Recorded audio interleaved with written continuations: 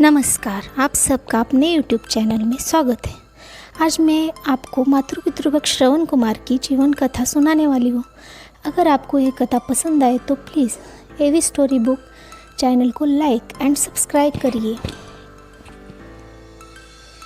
श्रवण कुमार की कथा।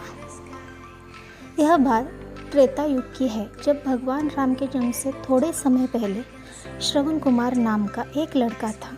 श्रवण कुमार के माता पिता अंधे थे, इसलिए उन्होंने बड़ी ही मुश्किलों और कठिनाइयों से लड़ते हुए श्रवण कुमार को पाला था।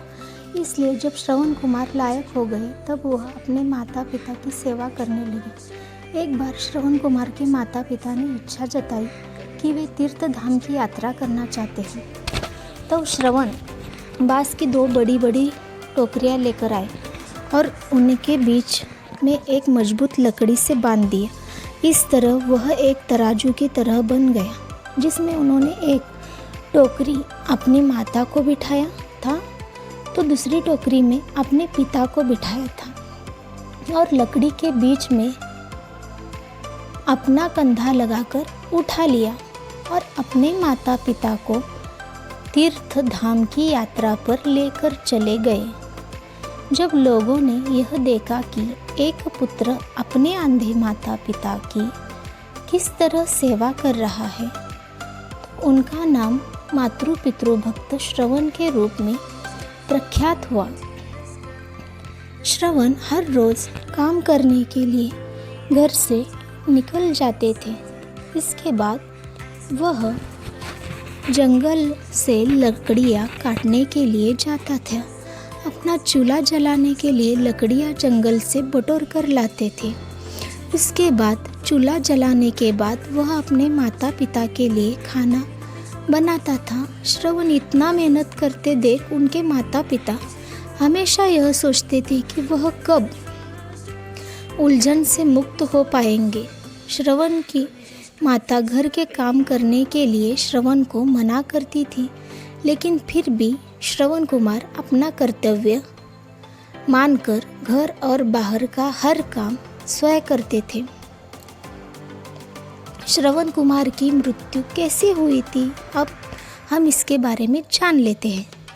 एक रोज़ श्रवण कुमार खाना बना रहे थे, तब उनके माता पिता ने उनसे कहा कि उन्हें प्यास लगी है। अपने माता पिता की प्यास बुझाने के लिए श्रवण कुमार नज़दीकी जलाशय से जल लेने के लिए चल पड़ते हैं। जब श्रवण जलाशय से जल भर रहे थे तब उनके बर्तन से ऐसी आवाज़ निकल रही थी जैसे कोई जानवर पानी पी रहा हो। ठीक उसी समय अयोध्या नगरी के राजा दशरथ शिकार के लिए जंगल में आए हुए थे। राजा दशरथ के पास शब्द वेदी बाण चलाने की कला थी, जिसमें वह केवल ध्वनि सुनकर अपने बाण को निशाना पर मार सकते थे। श्रवण कुमार पानी भर रहे थे।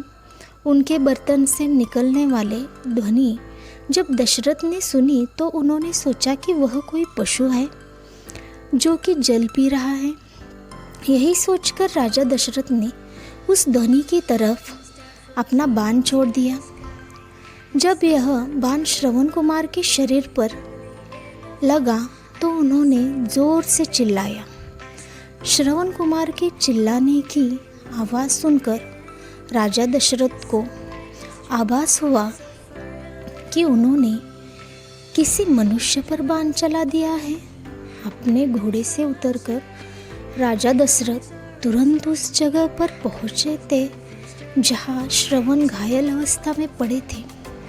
राजा दशरथ को अपने किए पर बहुत अफसोस महसूस हो रहा था और वह मन ही मन में बहुत दुखी हो रहे थे और श्रवण कुमार से क्षमा मांगने लगते हैं। श्रवण कुमार उन्हें धीरज बांधते हुए कहते हैं कि महात्मा, आप जो भी हो मेरा केवल इतना काम कर दीजिए।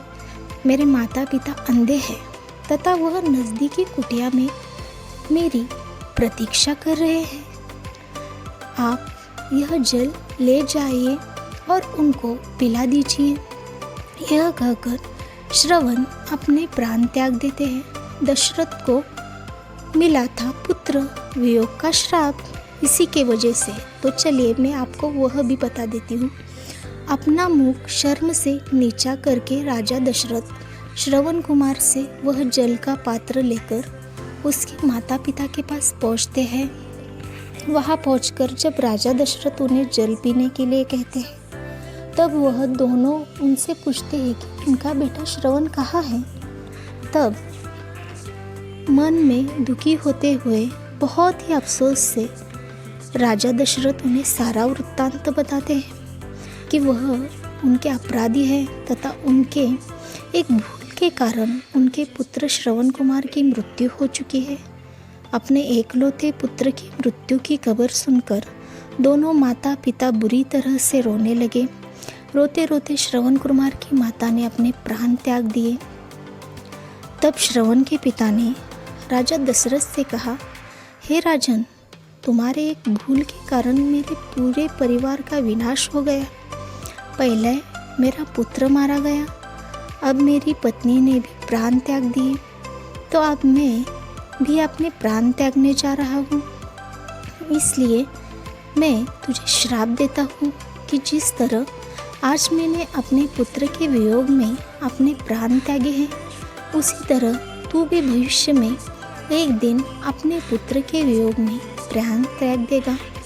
राजा दशरथ को यह श्राप देते हुए श्रवण के पिता भी अपने प्राण त्याग देते हैं। उसके बाद वे दुखी और अफसोस भरे हुए से राजा दशरथ उन तीनों का अंतिम संस्कार करते हैं।